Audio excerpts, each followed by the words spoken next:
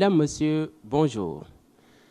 Heureux de vous retrouver sur la chaîne Mourchid TV, la chaîne des valeurs, pour votre émission Science et Tech.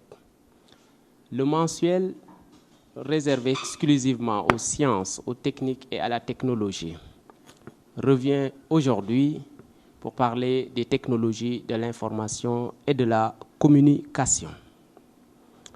Pour cela, nous avons le plaisir de recevoir M. Samba Diouf, professeur de mathématiques au lycée Thierno Seydou Nourou Tall, doctorant en informatique et réseau informatique, tuteur à l'Université virtuelle du Sénégal. M. Diouf, c'est un plaisir de vous recevoir sur le plateau de Science et Tech.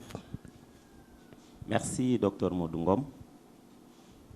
Bonsoir aux téléspectateurs de la chaîne Mourchid TV. C'est avec plaisir que je réponds à votre invitation pour discuter aujourd'hui d'une thématique qui me semble extrêmement importante et qui concerne les sciences et les technologies. Encore une fois, merci et bonne émission à toi et à tous. Bon, le plaisir est partagé, chers téléspectateurs. Les technologies de l'information et de la communication en peu de temps sont devenues l'un des piliers majeurs de la vie en société. Omniprésents dans nos pratiques de tous les jours, les technologies de l'information et de la communication ont aussi leur place dans l'école et à l'université. C'est pourquoi nous allons aujourd'hui parler des technologies de l'information et de la communication en éducation. Comment on les utilise dans les écoles et dans les universités. C'est pourquoi je m'en vais d'emblée vous poser, M. Diouf, la question: que signifie technologie de l'information et de la communication qu'on note généralement TIC? Merci, Dr Ngom. La signification première de TIC qui est communément donnée, c'est technologie de l'information et de la communication. Mais si nous allons au fond du concept, les TIC sont définis comme étant un ensemble de technologies qui permettent l'acquisition, la production, le stockage et la diffusion d'informations. Donc c'est tout un ensemble de dispositifs électroniques, informatiques et télécoms qui est mis en place et qui est appelé TIC. Alors pourquoi parle-t-on maintenant de... Nous parlons plus de technologie, nouvelle technologie. Maintenant, on parle des technologies. Le cas du N qui a disparu dans le langage des TIC, on parle plus de N, nouvelle technologie de l'information et de la communication, mais uniquement TIC. C'est vrai que nous sommes passés de NTIC, pour ne pas dire NTIC, comme les gens disaient communément, absolument, au terme TIC, pour la bonne et simple raison que, à un moment donné de l'histoire, il est apparu un certain nombre de technologies qui n'étaient pas de nos habitudes. absolument. Et ce sont ces technologies-là, comme ils venaient d'apparaître, alors c'était tout à fait normal qu'on les qualifiait par le vocable nouveau. Ils étaient nouveaux dans notre usage et donc cela expliquait en réalité l'utilisation du terme NTIC pour dire nouvelle technologie de l'information et de la communication. Absolument. Maintenant que nous sommes habitués maintenant à ces technologies et à leur utilisation, la communauté scientifique et technologique a jugé nécessaire de se passer du N pour ne retenir que TIC pour dire technologie de l'information et de communication qui sont aujourd'hui dans l'usage de tous les corps de métier. Absolument. Alors, maintenant, on parle de TIC qui viennent de la révolution numérique, qui ont mis fin quasiment à la révolution industrielle ou qui ont remplacé maintenant la révolution industrielle. Que pensez-vous maintenant de la révolution du numérique qui a changé nos habitudes? Alors, la révolution numérique, qui continue d'ailleurs, est une sorte de révolution qui nous a permis aujourd'hui de nous placer à un niveau extrêmement élevé en termes d'usage des TIC, mais en termes d'appropriation également de ces nouvelles technologies. Ce qui fait que, comme je l'ai dit tout à l'heure, ces TIC sont allés aujourd'hui titiller tous les corps de métier au monde. Et c'est pour cela qu'on utilisait en réalité le terme révolution, parce que elles sont venues, les TIC, s'incruster dans les corps de métier et aujourd'hui, jusqu'à devenir aujourd'hui, un véritable outil de travail, quel que soit le corps de métier que vous embrassez. L'autre élément qui me semble important, dans l'audiovisuel, dans le paysage audiovisuel, il n'y a pas longtemps, les types de caméras qui étaient utilisés, c'était des caméras à type analogique, qui sont presque complètement disparues maintenant. La plupart des caméras qui sont maintenant utilisées, ce sont des caméras numériques qui permettent d'enregistrer en flux numérique et par conséquent de le diffuser. Évidemment, on peut toujours recourir à ces anciens outils, mais pour faire passer l'information requise par ces anciens outils, on est obligé de faire appel à des techniques que vous connaissez bien, des techniques nouvelles, comme le codage ou comme le décodage pour faire passer l'analogique au numérique ou le numérique à l'analogique. Absolument, absolument. Alors, donc, c'est ça la révolution industrielle qui a changé, la révolution du numérique qui a changé nos habitudes de maintenant. Alors, ces nouvelles technologies sont maintenant introduites au niveau des écoles et des universités. Pourquoi faire? Cela pose la problématique de pourquoi enseigner en réalité.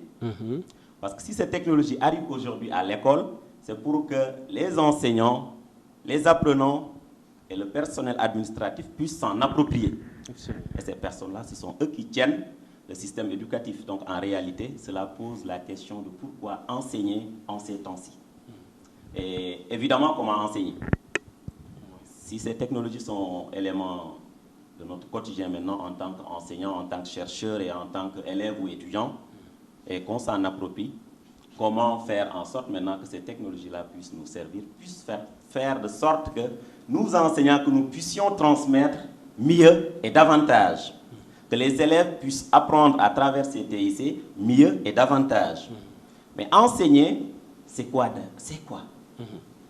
Si on se réfère à beaucoup d'anthropologues, enseigner, c'est tout simplement un processus ou des techniques qu'un adulte peut utiliser sur un adolescent ou sur un enfant pour lui transmettre un savoir, pour l'intégrer dans sa communauté.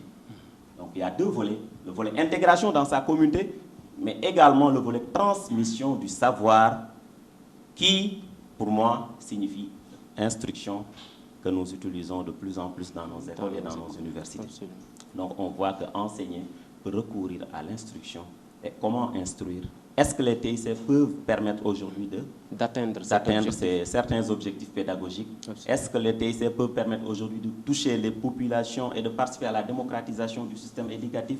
Peut-être c'est au cours de notre entretien, c'est des questions sur lesquelles on reviendrait. Mais en gros, on retient que les TIC aujourd'hui sont un élément, un outil extrêmement important, aussi bien pour les enseignants que pour les élèves ou les étudiants. Donc, je peux dire que les TIC sont introduites dans le système pour veiller à ce qu'il y ait une transparence, une éducation, en tout cas une installation des connaissances beaucoup plus fluide au niveau des élèves, mais aussi pour les enseignants. Cela veut dire qu'elles sont réservées et pour les enseignants et pour les élèves, mais aussi pour le système éducatif.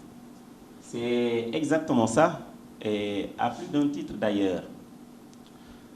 Si nous remarquons, depuis que les TIC sont apparus dans notre quotidien, nous en tant qu'enseignants, qu'est-ce que nous avons remarqué? Au début, beaucoup de nos doyens étaient un peu réfractaires à l'outil pédagogique. Je me rappelle, lorsque nous étions encore jeunes étudiants, on voyait certains de nos enseignants qui préféraient qu'on leur remette en manuscrit lorsque l'étudiant était en année de maîtrise. Et qu'ils lisent et corrigent le manuscrit à la place donc d'un format numérique. Aujourd'hui, vous demandez à un enseignant de lui transmettre en manuscrit, d'un mémoire ou d'une thèse, mais il va vous rabrouer, ça c'est évident. Parce qu'il préférera recevoir le fichier électronique qu'il lira et qu'il corrigera, et à partir du moment où il n'a plus besoin de ce fichier-là, il pourra purement et simplement le supprimer. Le détruire. Absolument. Donc, dans les systèmes d'enseignement que nous avons maintenant, c'est vrai qu'il existe maintenant des plateformes d'enseignement, comme par exemple à l'UVS où vous êtes, comment vous utilisez, comment a-t-on mis en place cette plateforme et comment on l'utilise maintenant pour assurer les cours? En fait, vous venez de donner un exemple, c'est l'exemple de l'UVS. Mais depuis à peu près 2 décennies, des plateformes d'enseignement à distance sont mises en ligne. Et des MOOC également, qu'on appelle des cours massifs ouverts à tous, sont également mises en ligne pour contribuer à la formation des apprenants, mais également pour aider les enseignants à mieux concevoir leur enseignement, parce qu'on peut partager avec ces collègues-là et essayer de voir comment ils administrent leurs cours. Si nous revenons maintenant à l'UVS, moi je pense qu'au Sénégal, l'UVS a une histoire. Oui. Quelle histoire? Moi, qui suis un produit de l'Université Gaston Berger de Saint-Louis, je me rappelle à un moment donné, dans les années 2000 à Saint-Louis, l'UVA, Université virtuelle africaine, absolument, qui était pilotée à l'époque par un de nos professeurs, le professeur Khan Sambulo. Oui. Et nous avons remarqué que des promotions d'étudiants se sont succédées au niveau de l'UVS et ont su réussir leur étude là-bas et s'intégrer dans la société sénégalaise. Absolument. On n'en compte pas ceux qui sont devenus cadres dans nos entreprises aujourd'hui. Cela veut dire que l'enseignement qu'ils subissaient à travers l'UVS, qui était à l'époque une collaboration entre le campus de l'Université Gaston Berger de Saint-Louis et l'Université Laval de Québec. Cela a pu permettre à ces gens-là non seulement d'être formés, d'être outillés, d'être employables par rapport aux besoins de nos entreprises. Et aujourd'hui, c'est des gens qui ont bien réussi leur performants qui sont performants dans leur domaine d'activité. Absolument. Je pense que cela a beaucoup inspiré nos autorités, parce qu'à l'époque, l'actuel ministre de l'Enseignement supérieur et de la Recherche, le professeur Mary-Teuw Niane, était à Saint-Louis, il a vu naître le projet, il a vu évoluer le projet. C'est peut-être la raison pour laquelle, dès qu'il a été nommé ministre, il a pensé à ce programme-là. Mais l'enseignement à distance, je voudrais le préciser, au début était destiné aux travailleurs qui n'avaient pas forcément le temps d'aller dans des amphithéâtres ou dans des salles de classe et qui avaient besoin d'être mis à jour, qui avaient besoin pour des raisons de carrière d'aller faire d'autres diplômes. Absolument. L'enseignement à distance a permis à ces travailleurs de pouvoir gérer mieux leur carrière et d'aller embrasser d'autres corps de métier pour ceux-là qui souhaitaient faire d'autres formations qui n'étaient pas forcément leur formation de base. Donc au début, c'était destiné à ce type de personnel-là. Mais aujourd'hui, ça se généralise de plus en plus. Si nous prenons l'exemple du Sénégal, à un moment donné, toutes les universités publiques avaient du mal à accueillir le flux de nouveaux bacheliers. De nouveaux bacheliers. Il était donc important pour les décideurs, la question des nouveaux bacheliers étant une question sociale, d'essayer de voir comment arriver à mettre en place un système qui permettrait de résorber le gap de nouveaux bacheliers non orientés. Non orientés, absolument. Se rappelle même des grèves interminables des étudiants non orientés. Effectivement, absolument. Les grèves de nouveaux bacheliers non orientés. Je crois que depuis la mise en place de l'UVS, on n'en entend plus parler. Ou très rarement. Ou très rarement. Absolument. Donc, avec aussi le système d'introduction ou d'ouverture maintenant de des universités privées, ça a permis quand même de résorber un peu ce gap-là, même s'il y a des problèmes actuellement avec l'État du Sénégal. Mais bon, ce n'est pas l'objet trop de l'émission. Si on continue, en tout cas dans le cadre des plateformes mise en place pour les systèmes d'enseignement, nous avons parlé de celle de l'UVS. Et si on venait maintenant dans le moyen secondaire, le ministère de l'Éducation aussi a mis en place une plateforme qu'on appelle Planète, qui permet de gérer les emplois du temps, les notes, etc. Et parfois même, il y a des fonctionnalités qui ne sont pas activées. Et paraît-il que ce sont des fonctionnalités qui pourraient permettre d'atteindre encore beaucoup plus d'objectifs au niveau du ministère ou au niveau des écoles sénégalaises. C'est effectivement le cas. Vous avez donné tout à l'heure le cas de Planète. Ce n'est pas la seule plateforme que le ministère de l'Éducation nationale a mise en place ou a mise en ligne. Ils ont mis en ligne un peu avant Planète, le Mirador, Mirador, qui permet de gérer le personnel enseignant. Je pense que c'est une plateforme extrêmement importante aussi. Il faut ajouter maintenant à cela la nouvelle plateforme qui a commencé à être testée l'année passée. Et je pense que les phases tests sont maintenant dépassées. Et ils demandent aux enseignants du moyen secondaire, et de l'élémentaire de s'y inscrire. C'est la plateforme Simen. Effectivement. Mais je voudrais revenir à la plateforme de l'UVS, parce que les plateformes sont différentes. Oui. La plateforme de l'UVS est une plateforme à but éducatif qui a été conçue sur la base d'un module, le Moodle, qui aujourd'hui est connu par sa performance par rapport au système d'enseignement à distance. Et c'est sur cette base maintenant que la plateforme de l'UVS que nous avons derrière nous a été conçue et sur laquelle des salles sont représentées, y compris une salle de TD. C'est comme si l'étudiant est dans une salle physique, sauf que ici, la réalité de la salle physique disparaît pour laisser la place à la notion de salle virtuelle. Donc l'étudiant n'est plus entre quatre murs, cloîtré entre quatre murs. Il est dans un environnement virtuel. Il appartient à un groupe virtuel, il appartient à une classe virtuelle. Et donc, à travers sa tablette ou sa machine, il fait le travail qu'on lui demande de faire s'il a juste une connexion Internet. Et de haut débit. C'est important de le préciser. Absolument.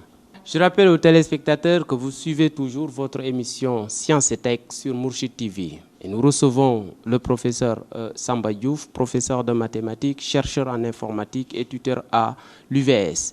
Il parlait tout à l'heure, dans cette première phase de l'émission, des concepts de technologie de l'information et de la communication et de leur introduction au niveau des écoles, surtout à l'UVS où il est, en nous expliquant la plateforme Moodle dont il utilise pour faire des enseignements en ligne avec les étudiants.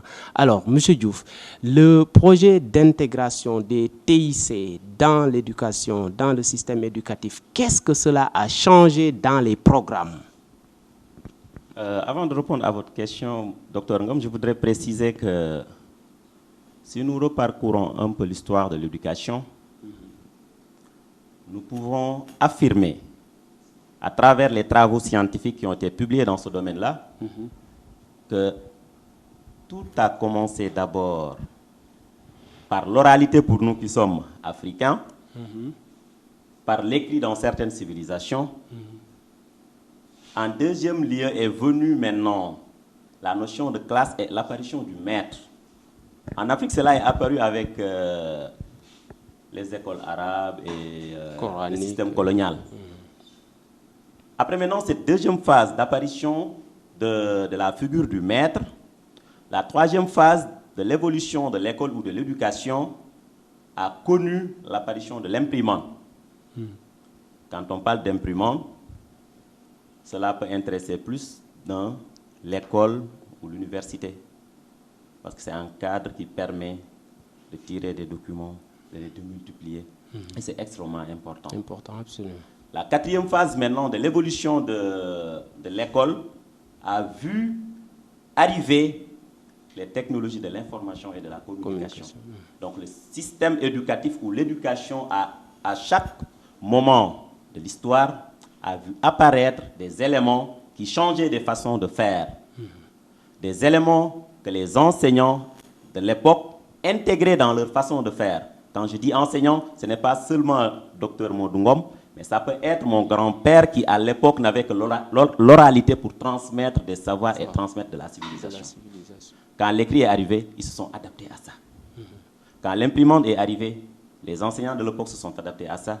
Et quand l'informatique, l'ordinateur et les télécommunications sont apparus, les enseignants de cette époque se sont également adaptés à ces nouvelles technologies. Donc cela a changé nécessairement les pratiques d'éducation des enseignants, des élèves et en tout cas de tout ce qui tourne autour du cadre scolaire. C'est évident. Parce que comme on dit, le changement, soit on s'en approprie, soit on disparaît. Parce que si le changement est positif, on le prend, on avance avec. Sinon, on est laissé en rade. Je vous ai donné tout à l'heure l'exemple de certains de nos profs à l'université qui préféraient prendre le manuscrit à l'époque. Mais aujourd'hui, vous le remettrez en manuscrit, ils vont refuser catégoriquement. Ils préféreraient un fichier. Ils préféreraient, sinon aucun étudiant n'aimerait d'ailleurs travailler avec eux s'ils continuent à demander des manuscrits. Est-ce que ce n'est pas dû à la cherté de la reproduction des manuels? Non, je ne pense pas. Je ne pense pas. Oui. Aujourd'hui, les TIC sont d'un niveau d'avancement tellement énorme qu'il est même, pour ceux qui sont dans le domaine, inimaginable de parler de l'avancement de la reprographie, entre autres. Moi, aujourd'hui, j'ai besoin d'un livre. Je m'assois devant ma machine, je fais un petit clic, je commande le livre. Soit sous format e-book, c'est ce que je préfère personnellement, soit sous format physique. Parce que la commande e-book, tu as à l'instantané. Alors que la commande sous format physique, il faut attendre qu'on t'envoie ça par DHL ou par, en tout cas, excusez-moi d'avoir fait passer ce terme de publicité, mais vous êtes obligé d'attendre qu'on vous envoie par un moyen de transfert le document, ce qui peut prendre des durées relativement longues. Absolument. Alors que si vous demandez le e-book, vous l'avez à l'instant. En tant qu'enseignant ou chercheur, si vous aviez besoin de ce document-là pour avancer, mais dites-vous bien une chose, avoir le e-book serait une excellente chose. Absolument. Donc, ne considérant que ces paramètres, on peut dire aujourd'hui que ce n'est plus une question de choix, c'est une question de nécessité. C'est une question de nécessité. Au-delà maintenant de ces changements de paradigme de pratique scolaire, est-ce que les programmes sénégalais ont évolué en suivant la même trajectoire que les technologies de l'information et de la communication? Malheureusement, ce que nous avons constaté, c'est que les programmes ne suivent pas. Absolument. Vous êtes enseignant, vous êtes professeur de mathématiques. Si vous regardez le programme de mathématiques qui vous a formé, vous, et le programme de mathématiques que vous administrez à vos élèves et à vos étudiants, est-ce que ce programme est adapté au TIC? Quel changement majeur y a-t-il qui peut permettre de dire que ce programme-là est adapté au niveau de technologie de l'information et de la communication? C'est vrai que par rapport aux mathématiques, c'est encore moins grave, mais par rapport, si nous prenons l'exemple de certaines disciplines, mais ce serait encore beaucoup plus alarmant par rapport au changement de programme. Et cela est dû à quoi? Peut-être une négligence de l'État ou un cadre qui ne s'y prête pas trop? Peut-être que les autorités et les décideurs ne prennent pas en compte aujourd'hui la dimension des TIC dans l'enseignement. Et c'est extrêmement important qu'ils puissent prendre ça en charge. Aujourd'hui, moi je réfléchis énormément et je travaille beaucoup sur les questions d'enseignement à distance ou sur les questions de réseau qui peuvent permettre de mettre en place un enseignement de type démocratique où le Sénégalais qui est à Fissel Mbadane, mon village natal, ou qui est à Fongolembi, que ce Sénégalais-là puisse avoir accès aux enseignements de qualité et sans se déplacer. Quand je vois un gosse de Fissel arriver chez nous cette année au lycée Thierno Seydou Nourou Tall, parce qu'il ne peut pas faire la série S1, mais j'ai tiqué. Je me suis dit, en tant que technicien de l'éducation enseignant que je suis, en tant que chercheur dans le domaine des réseaux également, je me suis dit, il y a un travail à faire. Il y a véritablement un travail de sensibilisation et de conception à faire de la part de nos autorités. Aujourd'hui, au Sénégal, nous avons ce qui est appelé la TNT, télévision numérique terrestre. Mais malheureusement, cette télévision numérique terrestre que nous avons au Sénégal est distribuée en simple définition, qui ne permet pas de prendre en charge un certain nombre de services. Je précise en passant que je suis ingénieur téléinformatique.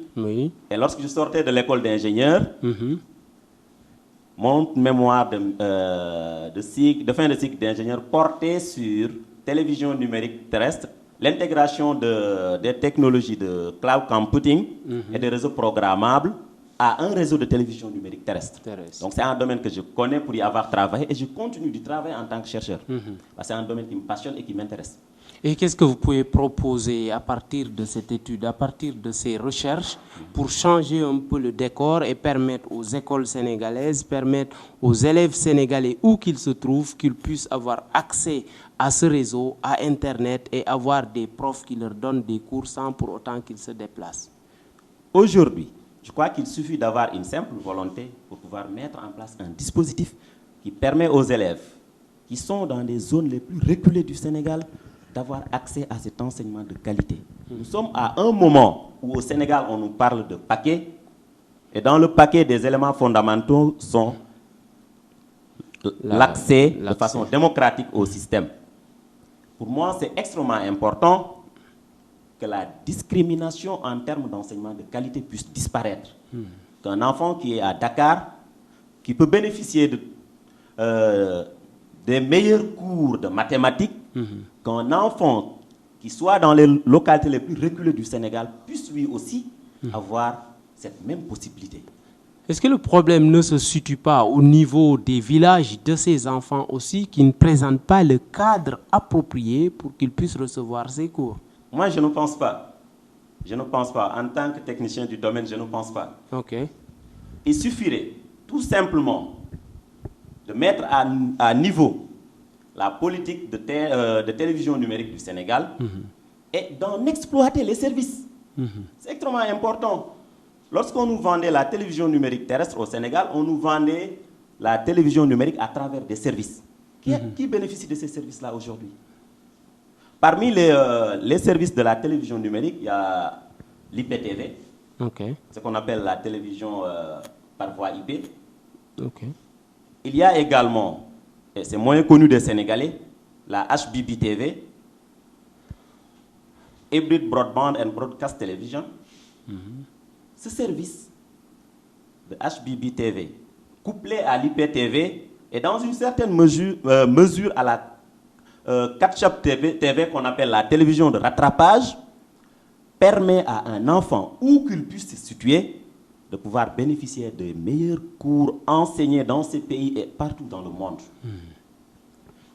Et parmi les services que peut proposer ce type de télévision, des programmes locaux, un programme national.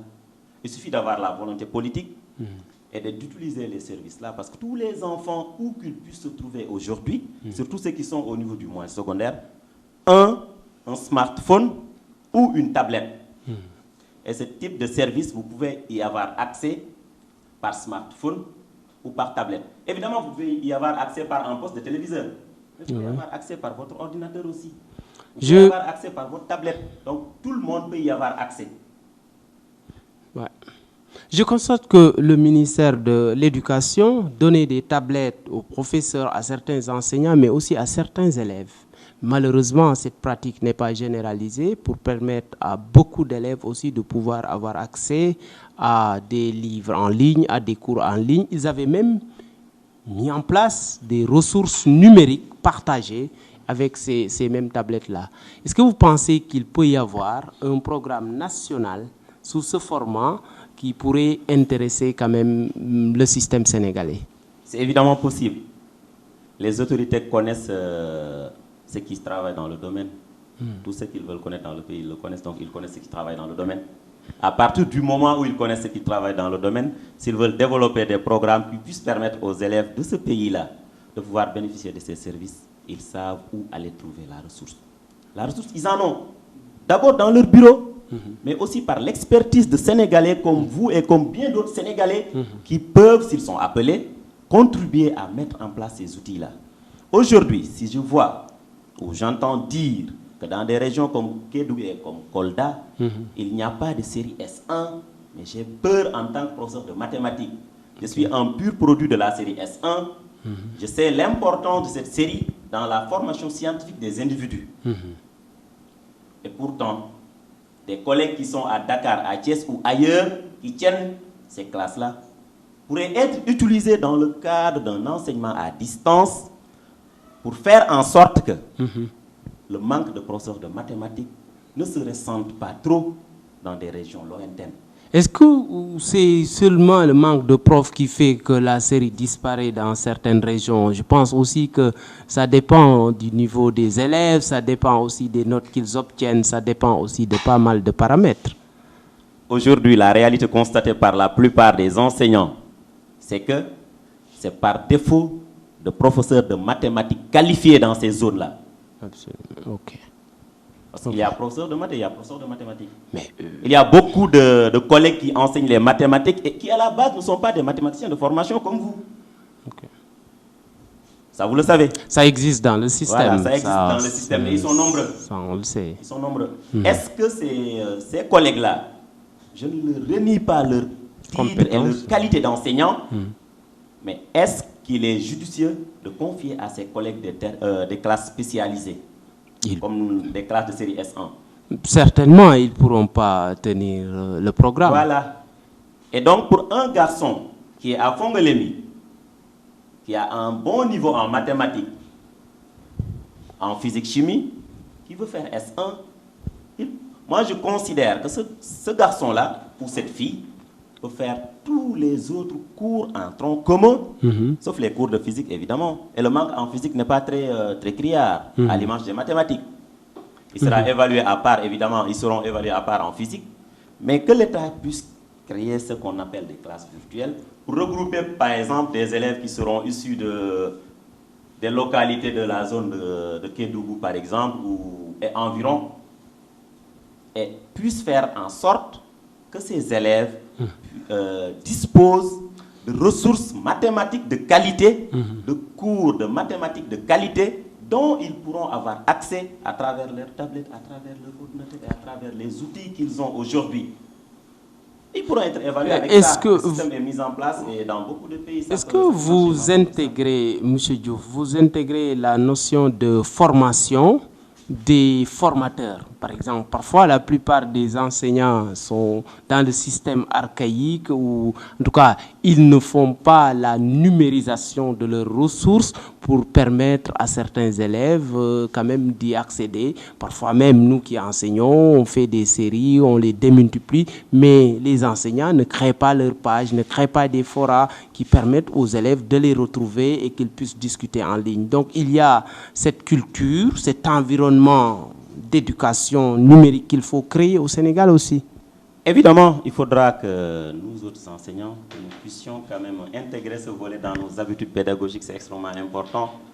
Mais ce n'est pas tout le monde, il y en a qui s'essayent. Aujourd'hui, moi je connais des collègues qui ont leur web TV à travers la plateforme YouTube et leur lancent leurs cours, auxquels cours les élèves peuvent avoir accès. Ils auront juste besoin d'une simple connectivité, d'une simple connexion à Internet pour avoir accès à ces cours-là. Donc, il y en a qui s'essayent. Ce n'est pas tout le monde, certes, mais il y en a qui aujourd'hui s'essayent. Mais il faudra qu'on tende un peu vers ça. C'est extrêmement important. La notion de la dématérialisation des ressources pédagogiques doit aujourd'hui être une réalité.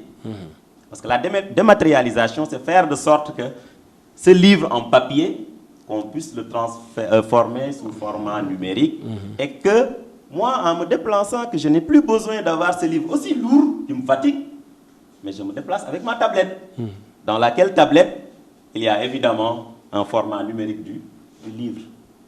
Bon, oui, il y a ça, certes, mais que pensez-vous aussi de la certification de certains documents ou avec les technologies de l'information, on voit parfois des programmes, de faux programmes ou de fausses solutions proposées à des exercices ou à des choses. Les élèves ont accès à ça. Et bon, ils vont penser que cela se résout de cette manière ou cela se dit de cette manière, alors que bon, c'est vraiment des questions qui sont fausses. Ça, c'est un peu ce qu'on appelle le revers de la médaille.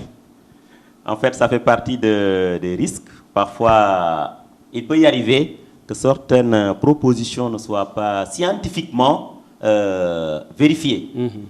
Et du coup, ça pose encore le problème du niveau de celui-là qui prend la responsabilité sur lui de mettre cette ressource-là en ligne.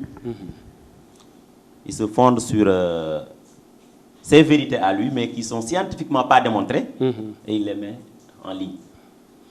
Alors, maintenant, à cet élève-là, je conseillerais, s'il tombe sur ça, mais de venir s'en ouvrir avec son professeur, avec son enseignant. Ils ont des enseignants dans leur école, donc il peut venir discuter avec Dr Ngom de la solution à vue sur YouTube ou sur les réseaux sociaux. Mais c'est différent de ce que je disais moi. Ok. Par exemple, en prenant les enfants qui sont dans la zone de Ficelle et environ, où il n'y a pas de série S1, en le regroupant, le ministère, sachant évidemment que Dr Modou est en service au lycée de Ouakam, peut faire appel à Dr Modou pour qu'il conçoive un cours qui sera diffusé et que les élèves auront. Moi, je ne parle pas d'un cours qu'on prend et qu'on lance comme ça. Les ressources dont ils auront accès, ce seront des ressources qui seront sous contrôle de l'autorité certifiée. De tutelle, de l'autorité certifiée, de l'autorité de tutelle. Et c'est extrêmement important parce que cette autorité-là va veiller d'abord au contenu avant de les diffuser. Alors, quelles sont les propositions que vous mettez sur la table pour améliorer l'environnement scolaire dans les technologies de l'information et de la communication? Une première chose, c'est aller, comme je vous l'ai dit tout à l'heure, exploiter tout ce que nous offre la télévision numérique terrestre. Encore que cette télévision numérique terrestre, ce n'est pas l'objet de l'émission, mais on pourra y revenir au besoin. Mais si nous exploitons sérieusement ce que nous offre la télévision numérique terrestre, on pourra arriver à régler énormément de problèmes. Autre élément qu'on pourra également utiliser pour arriver à résorber le gap en professeur de mathématiques qui impacte sur le niveau de nos apprenants aussi, mais c'est l'enseignement à distance et en ligne à travers Internet. Concevoir des plateformes à l'image de celle qui est utilisée à l'Université virtuelle du Sénégal pour permettre aux élèves d'avoir accès à ces ressources. Ça ne demande presque pas d'effort. C'est pour un informaticien mettre ces plateformes-là en place. C'est un toto, c'est à la limite, c'est rien du tout. C'est rien du tout. Parce que la plateforme Moodle qui était utilisée à l'UVS avant qu'il ne change, c'est une simple modification de l'ancienne plateforme. C'est une plateforme qui a été mise en place par des gens que je connais moi-même. J'y étais. Donc je connais énormément de gens qui travaillaient, qui aujourd'hui sont... certains à l'UVS, d'autres ailleurs. Et il y a énormément de gens qui peuvent faire les mêmes plateformes. Si nous prenons le cas des étudiants, je me rappelle lorsque nous étions à l'Université Gaston Berger de Saint-Louis, parfois on avait un problème de ressources pour faire notre TP. On se disputait le centre de calcul. Et aujourd'hui, il y a énormément d'étudiants qui n'ont pas de machine ou de bonnes machines pour faire des TP. Parce que faire des TP pour certaines disciplines, ça demande beaucoup de ressources. Absolument. Mais aujourd'hui, il est assez pratique et facile de mettre en ligne des systèmes de salles de TP un système de salle de TP en ligne où l'élève viendra se connecter et a accès à toutes les ressources. Est-ce qu'il n'y aurait pas peut-être, on ne va pas peut-être mutualiser les efforts du ministère de l'Éducation avec les efforts du ministère de l'Enseignement supérieur pour les ressources de l'UVS, parce que je vois aussi que l'enseignement supérieur implante des espaces numériques ouverts au niveau des régions éloignées du Sénégal, on peut dire. Est-ce qu'on ne pouvait pas peut-être utiliser leur salle, utiliser le cadre là pour pouvoir former des élèves, ne serait-ce que pour une élite? C'est peut-être possible. Moi, je fais partie de ces Sénégalais-là qui pensent qu'on devait avoir un seul ministère de l'Éducation nationale. Ça a toujours été ma position par rapport à l'éducation nationale. Et que l'enseignement élémentaire, le moyen secondaire et l'enseignement supérieur soient érigés en de grands départements. Pour moi, si on avait ce dispositif-là, on aurait un tout cohérent. Malheureusement, ce n'est pas le cas aujourd'hui. On a deux ministères, mais est-ce qu'ils prennent la peine de discuter, d'échanger par rapport au projet pédagogique? Qu'est-ce qu'ils retiennent par rapport à la question du manque de ressources qualifiées dans certaines disciplines? Depuis le début, je parle de professeur de mathématiques, c'est peut-être parce que je suis professeur de mathématiques, mais en philo, c'est exactement la même chose. C'est exactement la même chose. Certains sont un peu réfractaires par rapport aux technologies de l'information et de la communication dans l'enseignement, parce qu'il y a peut-être un risque de certification et aussi parce qu'il y a les problèmes, aussi, il faut le dire, des problèmes que posent les technologies de l'information dans la perversion, dans la tricherie et dans tout ce qu'on peut dire. C'est peut-être pour ces raisons que l'État hésite à intégrer certaines choses. En effet, c'est vrai que l'État a un rôle d'éducation, mais nous sommes parents aussi. Nous avons tous les parents, quand je dis nous, il s'agit de tous les parents, ils ont ce rôle d'éducation. Si moi, parent, je veille à ce que je transmette des valeurs à mes enfants pour qu'ils ne regardent pas ou qu'ils ne touchent pas à certaines choses, même à mon absence, ils savent que ce n'est pas bon, leur conscience leur interdirait de le faire. Donc, à partir du moment où le parent peut, dans la formation de ses enfants, dans l'humanisation de ses enfants, aider ces jeunes-là à savoir qu'est-ce qui est bon et qu'est-ce qui ne l'est pas, alors je crois que le risque serait moindre. Le risque est là et il existe. Et il existera toujours. Même dans nos écoles d'aujourd'hui, le risque est toujours là. Là, ouais. Les enfants, ils n'utilisent pas les TIC dans leur formation, mais ils les utilisent pour autre chose. C'est vrai. Combien de fois assistez-vous des téléphones d'enfants qui écoutent la musique ou qui sont sur YouTube dans vos classes? Beaucoup de fois. C'est vrai que le risque zéro n'existe pas. Non, malheureusement, on est à la fin de l'émission. Monsieur Diouf, quel serait votre dernier mot? Merci à tout le personnel de la Mourchid. chaîne Mourchid TV, la chaîne des valeurs, comme vous le dites. Merci au docteur Modungom, au collègue Modungom. Merci à vos téléspectateurs et à tous ceux qui suivent votre émission. Mais merci à vous, le plaisir est partagé. Et je vous remercie aussi de votre déplacement pour nous retrouver ici afin qu'on puisse parler des technologies de l'information et de la communication. Mesdames, Messieurs, ici s'achève ce numéro réservé aux technologies de l'information et de la communication. Je vous donne rendez-vous très bientôt sur la chaîne des valeurs Mourchid TV. Merci, à la prochaine.